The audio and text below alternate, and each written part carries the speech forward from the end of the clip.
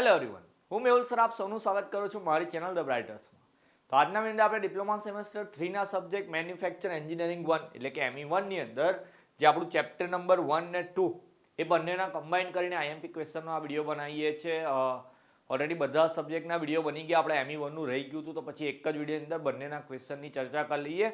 પહેલું ચેપ્ટર ખાલી 4 જ માર્કનું છે એટલે લગભગ એક જ ક્વેશ્ચન એમાંથી પૂછાશે. તો 2 થી 3 એવા ક્વેશ્ચન તમને આપી દઉં કે એમાંથી તમને ક્વેશ્ચન જોવા મળશે તો 4 માર્ક્સ તો તમારા આવી ગયા. પણ બીજું ચેપ્ટર જે છે જે ચેપ્ટર 20 માર્કનું છે તો એમાં થોડી ઘણી વધારે તૈયારી કરવી પડશે.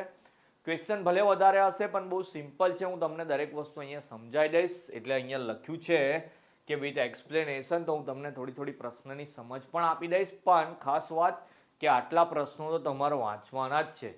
તમારી મિડ સેમની એક્ઝામ હોય કે પછી જીટીયુની એક્ઝામની હોય, એ બધાની અંદર આટલા ક્વેશ્ચન ઇમ્પોર્ટન્ટ જ રહેશે.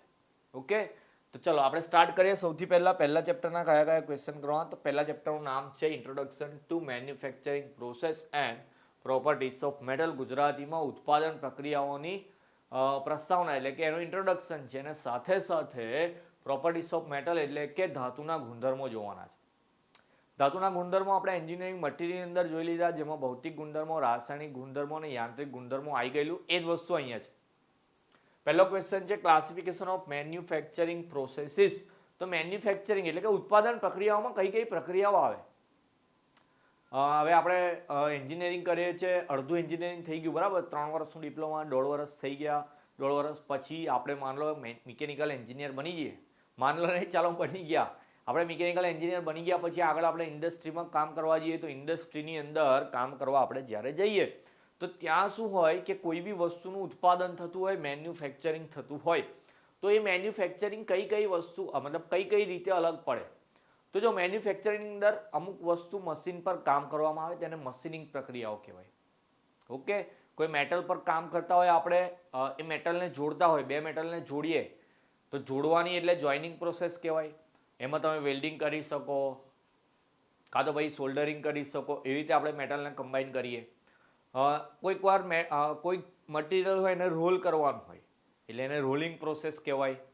તો અલગ ટાઈપની જેટલી બી પ્રોસેસ આવે છે એ બધીને આપણે ઉત્પાદન પ્રક્રિયાઓ કહીએ અથવા તો મેન્યુફેક્ચરિંગ પ્રોસેસ કહીએ. તો ખાલી એના નામ યાદ રાખવાના છે કે ભાઈ મેન્યુફેક્ચરિંગ પ્રોસેસની અંદર કઈ પ્રક્રિયાઓ આવે. મેં તમને કીધી એ જ બધી આવશે. ઓકે, બીજો ક્વેશ્ચન છે મિકેનિકલ પ્રોપર્ટીઝ ઓફ મેટલ એટલે કે મેટલના યાંત્રિક ગુણધર્મો. તો યાંત્રિક ગુણધર્મોની અંદર જે મેટલ છે એની તાકાત બતાવતા ગુણધર્મો જોવાના. તો તાકાતની અંદર એનું ગલનબિંદુ ક્યારે ઓગળી જશે, એની સ્ટ્રેન્થ, એની તાકાત શું છે, એની ઇલાસ્ટિસિટી કેટલું ખેંચાઈ શકે છે, એની ટફનેસ શું છે, એની હાર્ડનેસ શું છે, આ બધા એના મિકેનિકલ પ્રોપર્ટીઝ કહેવાય એટલે કે યાંત્રિક ગુણધર્મો કહેવાય. એમાં મેં ખાલી એવું કહ્યું હતું કે એના નામ યાદ રાખવાના છે, પણ અહીંયા આ ક્વેશ્ચનમાં એની વ્યાખ્યા બી યાદ રાખવાની. ઓકે, કે ભાઈ ગલનબિંદુ શું છે, એની સ્ટ્રેન્થ શું છે, એની ઇલાસ્ટિસિટી શું છે, એ બધી વસ્તુની વ્યાખ્યા તમારે યાદ રાખવાની. તો એક લાઈનની અંદર વ્યાખ્યા કરવાની અને એના નામ યાદ કરી લેવાના. અને ત્રીજો ક્વેશ્ચન છે આપણો રીક્રિસ્ટલાઇઝેશન ટેમ્પરેચર, ગુજરાતીમાં પુનઃસ્ફટિકીકરણ તાપમાન. હવે પુનઃસ્ફટિકીકરણ તાપમાન શું છે? તો અહીંયા શબ્દમાં લખ્યું છે પુનઃસ્ફટિકીકરણ. તો કોઈક મેટલને આપણે એટલું ગરમ કરીએ કે ઓગળી જાય. તો એ ઓગળી જાય પછી એને આપણે ઠંડુ પાડીએ તો એ ફરી મેટલ બનવા લાગે. એવું ખબર છે બધાને? તો આપણે એને ગરમ કરતા એવા તાપમાન પર જઈએ કે એ ઓગળી જાય, મતલબ ઓગળવાની શરૂઆત થાય તો એને ક્રિસ્ટલાઇઝેશન કહેવાય એટલે કે પુનઃસ્ફટિકીકરણ તાપમાન કહેવાય. આમ તો જો પૂરેપૂરું ઘનમાંથી પ્રવાહીમાં ફેરવાઈ જાય એને ગલનબિંદુ કહેવાય એનું. ઓકે, પણ ગલનબિંદુ નથી કહેતો. જ્યાંથી એની શરૂઆત થાય એને રીક્રિસ્ટલાઇઝેશન ટેમ્પરેચર કહેવાય એટલે કે પુનઃસ્ફટિકીકરણ તાપમાન કહેવાય. હવે પુનઃસ્ફટિકીકરણ તાપમાન છે એની મદદથી શું થાય અને એની ઉપર બીજા કયા પરિબળો અસર કરે. ક્વેશ્ચન આવી જે પૂછાય છે કે રીક્રિસ્ટલાઇઝેશન ટેમ્પરેચર છે એને સમજાવવાનું કે ફેક્ટર અફેક્ટિંગ ઓન રીક્રિસ્ટલાઇઝેશન ટેમ્પરેચર એટલે કે એના ઉપર કયા પરિબળો આધાર રાખે એ લખવાના છે. તો આપણે જ્યારે કોઈ મેટલને ગરમ કરીને ઓગાડીએ તો એમાંથી આપણે નાના કણ બનાવી શકીએ. એવું માનો કે પેલી બંદૂક આવે છરાવાળી, તો એમાં જે છરા બને નાના મેટલના કેવી રીતે બને? તો કે એક મોટી મેટલ હોય એને આપણે ઓગાડી દઈએ અને એને ઓગાડીને શેપ કરીને નાની સાઇઝના કણ બનાવીએ. તો સેમ વસ્તુ આપણે આમાં કરી શકીએ. હવે કોઈક વસ્તુને ઓગાડવી, એવું માનો કે નાનો દડો ઓગાળવો હોય તો જલ્દી ઓગળી જવાનો, મોટો હોય તો એને વાર લાગે. તો સેમ વસ્તુ તાપમાન પર આધાર રાખે, ગ્રેનની સાઇઝ પર એટલે તમારો કણ કેટલો છે એના પર આધાર રાખે. એનું ગલનબિંદુ કેટલું છે એના પર આધાર રાખે, કોઈક વહેલું ઓગળી જાય, કોઈને વાર લાગે, એ રીતે એના ઉપર અલગ અલગ પરિબળો આધાર રાખે છે. તો એ પરિબળો બી યાદ કરી લેવાના. તો એક તો એની વ્યાખ્યા જોવાની, એની મદદથી શું થાય છે અને એના પર કયા કયા પરિબળો આધાર રાખે. તો આટલા 3 જ ક્વેશ્ચન કરી દો. આ 3માંથી એક 100% પૂછાશે, તમારા 4 માર્ક પહેલા ચેપ્ટરમાંથી ડન છે. ઓકે, ચલો એના પછી બીજા ચેપ્ટરમાં જોઈએ. તો બીજા ચેપ્ટરનું નામ છે મેટલ વર્કિંગ પ્રોસેસીસ, એટલે ધાતુ પર થતી પ્રક્રિયાઓ સમજવાની છે. વર્કિંગ એટલે કઈ કઈ વસ્તુ એના પર થઈ શકે, મેં શરૂઆતમાં કીધી જ. સૌથી પહેલી છે હોટ વર્કિંગ ઓન મેટલ્સ, એટલે ધાતુ પર થતું ઉષ્ણ કાર્ય. ગુજરાતી, કોઈ ધાતુ છે એને આપણે ગરમ કરીને ઓગાળીને એનો શેપ બદલીએ, એની સાઇઝ બદલીએ, તો એ હોટ વર્કિંગ કહેવાય. ક્લિયર છે? તો જે રિક્રિસ્ટલાઇઝેશન ટેમ્પરેચર હતું, એટલે કે પુનઃસ્ફટિકીકરણ તાપમાન હતું, કે જ્યાંથી એ ઓગળવાની શરૂઆત થાય એના કરતાં થોડું વધારે તાપમાન લેવાનું. ઓકે, આ જે પુનઃસ્ફટિકીકરણ એટલે આપણે એને કહીએ છીએ રિક્રિસ્ટલાઇઝેશન ટેમ્પરેચર, એના કરતાં થોડું વધારે એટલે એના કરતાં થોડું ગ્રેટર ધેન લેવાનું તાપમાન, કે જેની મદદથી એ ઓગળી જાય ને એને આપણે બનતો શેપ આપીને એના ઉપર કામ કરી શકીએ. એના ફાયદાની અંદર જોઈએ તો એનો ફાયદો એક એવો થાય કે જે જો ક્વેશ્ચન પૂછાય ને તો આપણે એના ફાયદા ગેરફાયદા આપેલા એ લખી દેવાના. ભલે પૂછે ના હોય, 3 માર્કમાં હોય કે 4 માર્કમાં હોય કે 7 માર્કમાં હોય, ફાયદા અને ગેરફાયદા બધા ક્વેશ્ચનની અંદર આવતા હોય એમાં એડ કરીને લખી દેવાના. 2 થી 3 મુદ્દા યાદ રાખી લેવાના. અને મારા ખ્યાલથી કે બધા સ્ટુડન્ટને ફાયદા અને ગેરફાયદા જલ્દી યાદ થઈ જાય. તમને યાદ રહેતું હોય તો યાદ કરીને એ લખી આવવાનું. ફરી એકવાર વારંવાર હું એક વાત કહું છું કે ક્વેશ્ચન પેપર આપણે કેવી રીતે રિપ્રેઝન્ટ કરીએ છીએ એનાથી આપણને માર્ક્સ મળતા હોય છે. તો હોટ વર્કિંગના ફાયદામાં એવું છે કે કોઈ મેટલ છે એની સ્ટ્રેન્થ વધારવી છે કે એની સાઇઝ કે શેપમાં ફેરફાર કરવો છે તો એ હોટ વર્કિંગથી થઈ જાય. તો કોલ્ડ વર્કિંગ બી કંઈ એના જેવું જ છે, પણ એમાં આપણે એને ગરમ તો કરવાની, પણ કેટલી, તો કે રિક્રિસ્ટલાઇઝેશન ટેમ્પરેચર છે એના કરતાં થોડા ઓછા તાપમાન સુધી ગરમ કરવાની. ગરમ કર્યા પછી આમ તો જો અહીં નામ છે કોલ્ડ વર્કિંગ, એટલે એવું નહીં કે ઠંડુ પાડીને કામ કરવાનું. કોઈ મેટલને તમે ઠંડુ પાડો તો એ ઓગળવાની નહીં, એટલે કશું કામ નહીં થાય એના પર. ગરમ જ કરવાની છે, પણ રિક્રિસ્ટલાઇઝેશન કરતાં ઓછા તાપમાને, એટલે એને કોલ્ડ વર્કિંગ નામ આપેલું. ઓકે, અને એના પછી એ બંને વચ્ચેનો તફાવત છે. તો આ બંને પ્રશ્નો જો તમે તૈયાર કરો તો એના જ મુદ્દા અહીંયા પાડીને લખવાના, એટલે એ તફાવતમાં જતું રહેશે. ક્લિયર?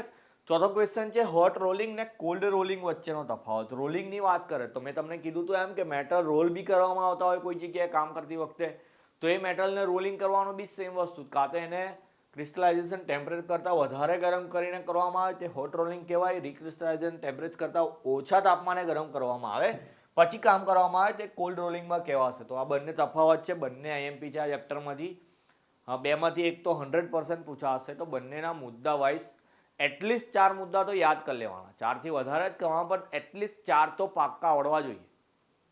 ઓકે, ચાલો 5મો ક્વેશ્ચન છે factor affecting on rolling processes. Okay, તો રોલિંગ પ્રોસેસની અંદર કયા કયા પરિબળો એને અસર કરી જાય? એક તો તાપમાન તો બધામાં જ આવશે, કણની સાઇઝ છે કે પછી એની લંબાઈ છે, મટીરિયલની આડછેદનું ક્ષેત્રફળ, એવા અલગ અલગ જેટલા બી ફેક્ટર્સ છે દરેક ફેક્ટર્સના એટલીસ્ટ તમારે 2 થી 3 મુદ્દા લખવાના. 5 ફેક્ટર્સ હોય, 2-3 મુદ્દા લખશો તો 10 થી 15 મુદ્દા તમારા આરામથી તૈયાર થઈ જશે. અને જેટલી બી વાર હું ક્વેશ્ચન ચલાવું છું, કોઈ બી ક્વેશ્ચન હોય એનું કહું છું કે પોઈન્ટ વાઇઝ જ આન્સર લખવાના. તો તમે આનો આન્સર એ રીતે લખી શકો કે ભાઈ રોલિંગ પ્રક્રિયા પર આટલા પરિબળો અસર કરે. પહેલાં 5 નામ લખી દેવાના, એટલે તમારી 6 લાઈન એંગેજ થઈ ગઈ. પછી 7મી લાઈન પર પહેલા નંબરનું પરિબળનું ટાઇટલ મારવાનું, એના 2 થી 3 મુદ્દા લખવાના. એવું માન લો કે 3 મુદ્દા લખ્યા તો પેલો એક નામ લખ્યું ને 1 3 એટલે 4 મુદ્દા થયા. આપણે ઓલરેડી ઉપર 6 મુદ્દા લખ્યા હતા એટલે 6 લાઈન ભરી હતી, નીચે બીજી 4 લાઈન એડ થઈ ગઈ એટલે 10 થઈ ગઈ. તો એકની 4 લાઈન એડ કરી એવી બીજા 4ની બી કરશો એટલે બીજી 16 લાઈન એડ થશે. તો તમારો 26 લાઈનનો એક પ્રશ્ન કે તેમાં તમે સિંગલ લાઈન પણ છોડી નથી. મેં એવું નહીં કહેતો કે સપ્લિમેન્ટરી ભરવાની જગ્યા છોડીને લખવાનું, એવું નહીં, સિસ્ટમથી લખવાનું. આ સિસ્ટમ વર્ડ આજકાલ બહુ ચાલે છે, સમજી ગયા હશો તમે, બરાબર?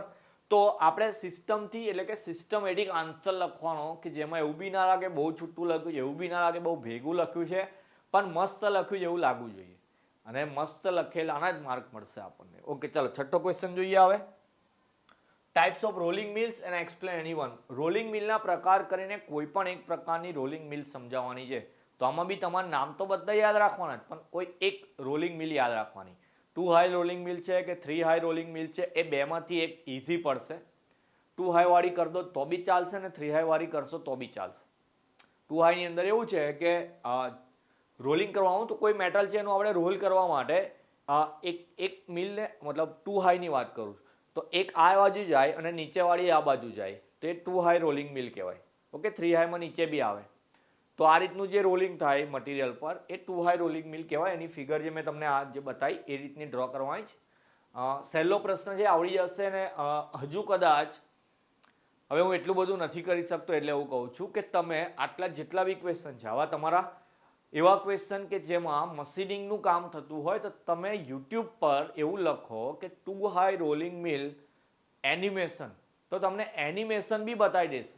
તો એ એનિમેશન જોઈ લેવાનું. ભલે મારો વિડીયો દેખો છો એવું નહીં કે હું એ શીખવાડે એટલે બધું આવડી ગયું, પણ જેટલા બી ક્વેશ્ચન હું અહીંયા લખેલા છે કે જેમાં મશીનિંગની પ્રક્રિયા અથવા તો મેન્યુફેક્ચરિંગ પ્રોસેસ થતી હોય તો એનું તમારે એનિમેશન જોઈ લેવાનું. તો તમને આઈડિયા આવશે કે કામ કેવી રીતે થાય છે એકચ્યુઅલી. અને તમે એકવાર એ જોઈ લીધું હશે તો તમને ખબર પડી હશે તો તમે એ મુદ્દા બનાવીને લખી શકો છો. ચોપડીના આન્સર લખવા જરૂરી નથી. આપણે એન્જિનિયર છે, આપણે કોઈ પણ રીતે જવાબ લખી શકીએ છીએ. તો એના પછી classification of methods of forging, એટલે ફોર્જિંગની રીતોના ખાલી નામ લખવાના છે. તો આઈ થિંક 5 કે 6 રીત છે, એનું નામ લખી દેવાનું છે. એના પછી વાયર ડ્રોઈંગ છે, તો વાયર ડ્રોઈંગ એટલે કોઈ બી વાયર બનાવવા માટેની પ્રોસેસ કેવી હોય છે એ ક્વેશ્ચનને વાયર ડ્રોઈંગ કહેવાય. એમાં બી કદાચ 4 થી 5 ઓપરેશન આપેલા છે. એમાં જે પેલી છે કે બે બાજુ જડબા લઈને એક વાયરને આમ ગોઠવવાનો, બરાબર, અને બે બાજુ ખેંચાય તો એ જે મેટલ છે એ ખેંચાઈને વાયર બની જાય, એ વાલી તમે એક્સપ્લેન કરી શકો. એ ઇઝી બી છે. ઓકે, ચાલો એના પછી method of exclusion and explain anyone. તો એક્સક્લુઝનની બી બધી રીતો લખીને કોઈ એક સમજાવવાની, એમાં ડાયરેક્ટ કે ઇનડાયરેક્ટ બેમાંથી એક સમજાવી દેવાની. ડાયરેક્ટ વાળી કદાચ વધારે ઇઝી છે ને એ સમજવા માટે પણ ડાયરેક્ટ એક્સક્લુઝન એનિમેશન જોઈ લેવાનું. હું ચાહું તો અહીંયા બતાવી શકું યુટ્યુબ પર, પણ વિડીયો બહુ લેન્ધી થાય. ઘણા બધા છોકરાઓ બોર થઈને વિડીયોમાંથી નીકળી જતા હોય છે. આપણે સ્ટ્રેટ ટુ ધ પોઈન્ટ જેટલા આઈએમપી ક્વેશ્ચન તમને હું અહીંયા આપી દઉં છું, થોડું સમજાવી દઉં છું. તમારી હેલ્પ કરવા માટે જ કહું છું. કોઈ બીજાની ચેનલને બી વ્યૂઝ આપી દેજો, ત્યાં જઈને એનિમેશન જોઈ લેવાનું. આપણું ભલું થવું જોઈએ ભાઈ. તો એ એક્સક્લુઝનની બી એક ટાઈપ સમજી લેવાની, અને મેથડ ઓફ ફોર્મિંગ પ્રોસેસીસ ને એક્સપ્લેન એનીવન એટલે ફોર્મિંગ પ્રક્રિયાના બી બધા નામ યાદ રાખીને કોઈ એક સમજાવી દેવાની. ચોપડીમાં એવું ના જોતા કે જેનું લખાણ ઓછું હોય, આકૃતિ હેલ્ધી હોય તે સમજાવવાનું. એવું જરૂરી નથી હોતું કે જે નાનું હોય તે આવડી જાય. એ નાનામાં કદાચ મહેનત વધારે થતી હોય તો એની જગ્યાએ કોઈ મોટો ક્વેશ્ચન હોય, ફિગર ભલે થોડી અટપટી હોય, પણ તમે એનિમેશન જો તમને એવું લાગે કે આ તો ઇઝી જ મને ખબર પડી ગઈ, તો તમે એ વસ્તુ તમારા શબ્દોમાં સમજાવશો તો ચાલશે. કોઈક વાર શોર્ટકટ રોંગ પડી જાય છે, એટલે શોર્ટકટમાં ના જતા હંમેશા એવી એક મેથડ તમે જોઈ લેજો એનિમેશનથી કે તમને એકદમ ખબર પડી ગઈ હોય તો તમારે એના મુદ્દા પાડીને આન્સર લખી દેવાના છે. ઓકે, તો આ ચેપ્ટર 2 ના 10 ક્વેશ્ચન હતા અને ચેપ્ટર 1 ના આપણા ટોટલ ક્વેશ્ચન હતા તે 3. એટલે 10 ને 13 ક્વેશ્ચન થયા, એટલે તમારું 24 માર્કનું મટીરિયલ તૈયાર થઈ ગયું. ઓકે, તો 2 ચેપ્ટર પહેલા એકદમ પાક્કા કરી દેવાના. તો નેક્સ્ટ વિડીયોમાં આપણે ત્રીજું ચેપ્ટર લઈશું. હવે સિંગલ લઈશ, થોડો લેટ થઈ ગયો એમીમાં, એટલે એક જ વિડીયોમાં બંને ચેપ્ટર આપણે જોઈ લીધા. કોઈ ક્વેરી આવે તો કોમેન્ટ સેક્શનમાં લખજો, આઈધર ટેલિગ્રામ પર જઈને મને મેસેજ કરી દેવાનો. હું તમને ફોન કરીને તમારી ક્વેરી સોલ્વ કરી દઈશ. આઈ હોપ બધાને ખબર પડી ગઈ હશે. થોડી ઘણી પબ્લિસિટી કરી દઈએ ચેનલની, વિડીયો લાઇક કરીને શેર કરી આપજો. મારી બી થોડી મદદ થઈ જાય અને તમારી તો હું મદદ કરતો જ રહીશ. તો મળીએ નેક્સ્ટ વિડીયોમાં. ત્યાં સુધી તમારું ધ્યાન રાખશો. જય હિન્દ, જય ભારત.